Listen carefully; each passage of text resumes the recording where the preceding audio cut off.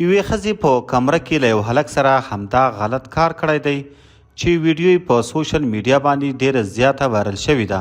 ملګرو، د دغه ویډیو تصویرونه مخکې په سوشل میډیا ډیر زیات وایرل شوي وو، خو چا هم د دغه هلاک او دې ښځې دغه پوره لوڅه او ګرمه ویډیو چا نه ولیدلې.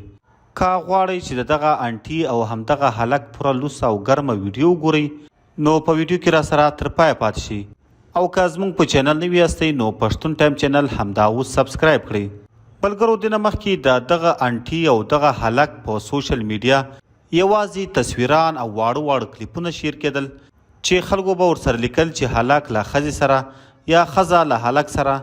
نو دا دی نن مو د دوی پوره مکمله لوڅه او بربنډه ویډیو را پیدا کړې ده، نو ومو غوښتل چې دلته یې له تاسو سره شریکه کړم.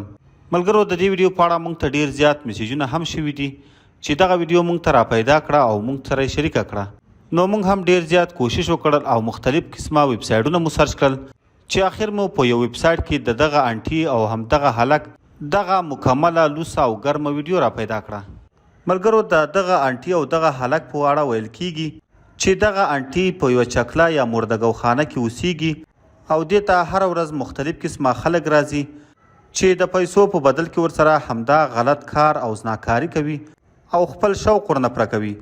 ملګرو، د دوی دغه ویډیو هم داسې وایرل شوې ده چې یو هلک دغه مردګوخانې یا چکلې ته ورغلی دی او هلته یې غوښتل چې له همدې ښځې سره همدا غلط کار او زناکاري وکړي.